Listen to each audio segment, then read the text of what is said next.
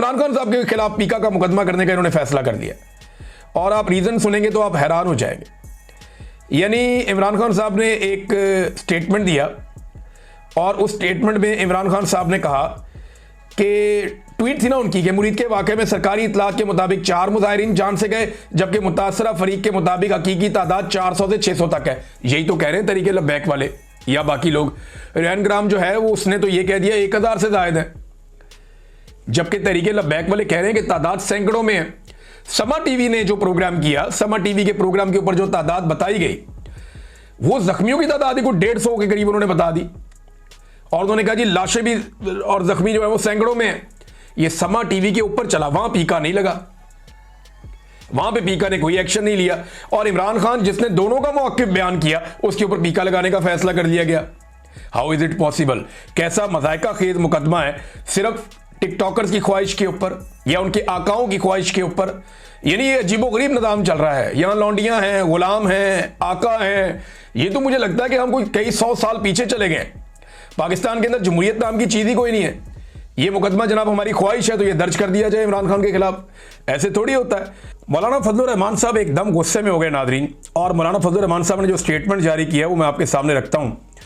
फजलुर रहमान साहब ने अपने कारकुनों को कहा कि जनाब इस्लामाबाद जाने की तैयारी करें और अब हम इस्लामाबाद जाएंगे।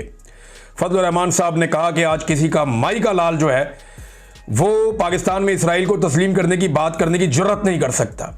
फजलुर रहमान साहब एकदम गुस्से में आए और उन्होंने कहा जी कि पार्लियामेंट एस्टेब्लिशमेंट के घर की लौंडी है, अब ऐवान की नहीं मैदान की हैसियत है। ये मैदान जिंदा है तो हम जिंदा हैं, जाली ऐवान को ठोकर की नोक पर रखते हैं। ये जनाब फजलुर रहमान साहब कह रहे हैं। फजलुर रहमान साहब को हुआ क्या, गुस्से में क्यों आ गए? गौर कीजिए जरा थोड़ा सा।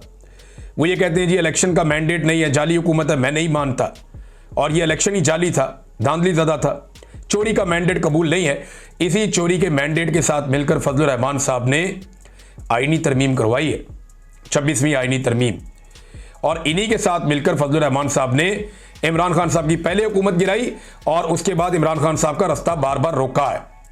इसी जाली मैंडेट में फजलुर रहमान साहब ने मखसूस नशिस्तें कबूल की हैं और अभी इसी मैंडेट के तहत अगर फजलुर रहमान साहब से जो उनको आसरा मिल गया था कि उनका भाई वज़ीर आला खैबर पख्तूनख्वा बन जाएगा, अगर वो कर दिया जाता तो उन्हें कबूल था। लेकिन क्योंकि उनका भाई वज़ीर आला नहीं बन सका तो लगता है फजलुर रहमान साहब को इस वजह से गुस्सा है। देखिए फजलुर रहमान साहब के साथ होता क्या, उनके साथ वादे तोड़ दिए जाते हैं। माजी में उन्हें एक पेशकश थी और बड़ी पुरकशिश पेशकश थी। फजलुर रहमान साहब को लगता था कि उन्हें सदर पाकिस्तान बनाया जाएगा, नहीं बनाया गया, उन्हें इस्तेमाल कर लिया गया टिश्यू पेपर की तरह। अब फजलुर रहमान साहब को लगा कि उनके भाई को वज़ीर आला बनाया जाएगा, थोड़ी सी सीटें, चंद सीटों के बावजूद बना देंगे। कैसे बना देंगे भाई?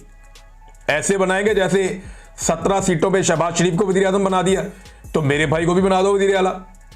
लेकिन नहीं बनाया गया ना। प्रॉब्लम यह है कि क्यों नहीं तोड़े पाकिस्तान तहरीक इंसाफ के बंदे, चादर और चार दीवारी का तकद्दुस क्यों पामाल नहीं किया, बंदे गायब क्यों नहीं किए, लापता क्यों नहीं किए, अगवा बराए बयान क्यों नहीं हुआ, और प्रेशर क्यों नहीं डाला गया एस्टेब्लिशमेंट की जानिब से जैसा प्रेशर शहबाज शरीफ और उनकी फैमिली के लिए बनाया गया था।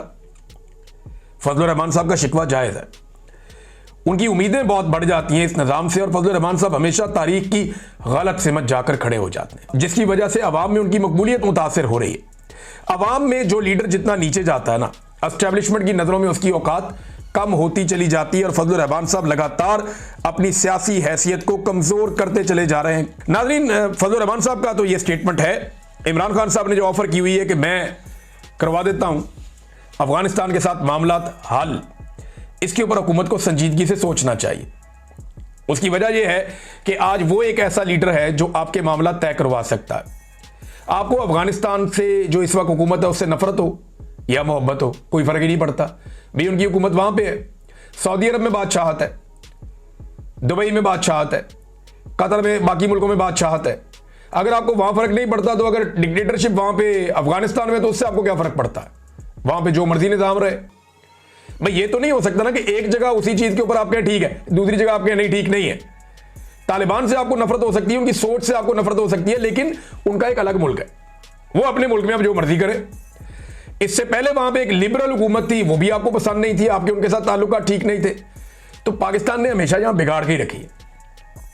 इंडिया कितना सियाना निकला, इंडिया के बेहतरीन ताल्लुकात थे अशरफ गनी से और बेहतरीन ताल्लुकात थे इंडिया के हामिद करजई से भी, लेकिन जब वो कठपुतली हुकूमतें खत्म हो गई तो ये तालिबान फाते बन गए, इन्होंने इक्तदार पे कंट्रोल कर दिया। अब इंडिया ने ये सोचा कि भी हमारे नजरिए से लाख इख्तलाफ से तलक बढ़ाओ, अपने मुल्क का फायदा सोचो, दफा करो उनके मुल्क में क्या चल रहा है। तो इंडिया ने अपने ताल्लुकात अफगान तालिबान के साथ भी बना लिए और पाकिस्तान जिनके पास मौका था, पाकिस्तान ने अपने ताल्लुकात बिगाड़ लिए सिर्फ ट्रंप को खुश करने के लिए। अब ट्रंप को खेलने के लिए कल कोई और खिलौना मिल गया या उसे कोई नया शुगल मिल गया जंगों के अलावा, तो वो इस तरफ तवज्जो नहीं देगा। फिर ये कहां जाएंगे, फिर ये अपना सौदा कहां बेचेंगे अगर खरीदार ही ना रहा तो एक आदमी को या एक खास तबके को खुश करने के लिए ये हमने एक नई जंग मोल ले ली है। ईरान के साथ हमारे ताल्लुकात अजीब से हैं, इंडिया के साथ एक अलग लड़ाई चल रही है। आप अफगानिस्तान को भी एंगेज कर लेंगे, पाकिस्तान के अंदर बलूचिस्तान नो गो एरिया है, कबायली इलाकों में आप जा नहीं सकते, गिलगित बल्तिस्तान में तजारत रुकी हुई है, आजाद कश्मीर में डेडलाइन का आखिरी हफ्ता चल रहा है। भैया आपने पाकिस्तान के साथ करना क्या है, और खाली ऑपरेशन के साथ आप नहीं कर पाएंगे।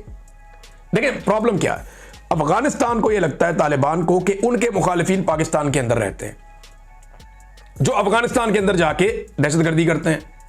इसी तरह पाकिस्तान को लगता है, और यह हकीकत भी है, कि पाकिस्तान के अंदर दहशतगर्दी करने वाले अनासर अफगानिस्तान में रहते हैं। अब यहां बनता तो ये दोनों ममालिक मिलकर बैठे और बैठ के फैसला करें कि एक दूसरे के मुखालिफिन के लिए जमीन तंग करेंगे और एक दूसरे के मुखालिफिन का हथियार फेंकवाएंगे कि ठीक है जी हम टीटीपी को कंट्रोल करते हैं, आप दाइश को भी कंट्रोल करें, मिलकर काम करते हैं और दहशतगर्दी को यहां से जड़ से उखाड़ के खत्म करते हैं।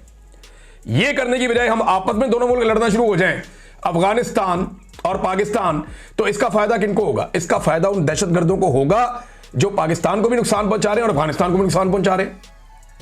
उनकी तो चांदी हो जाएगी।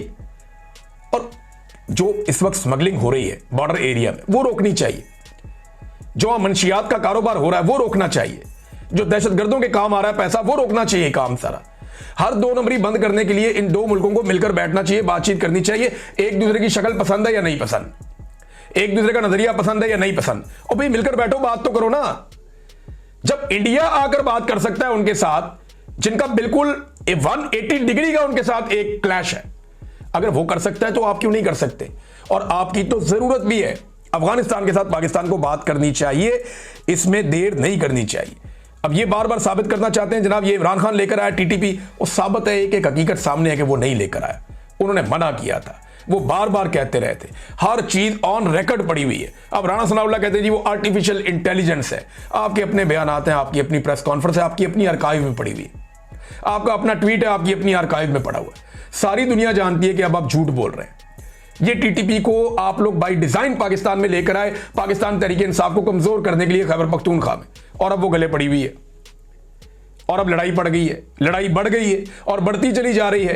तो गुड तालिबान बैड तालिबान वाला काम खत्म करें, अफगानिस्तान के अंदर जो भी हुकूमत है उसके साथ मिलकर बैठ के बात करें और बात करके इसका सलूशन ढूंढें, दहशतगर्दी का मसला हल करें। जो बात इमरान खान कह रहा है उसको समझें। अब तक के लिए इतने, अपना ख्याल रखिएगा, अपने चैनल का भी। अल्लाह हाफिज़।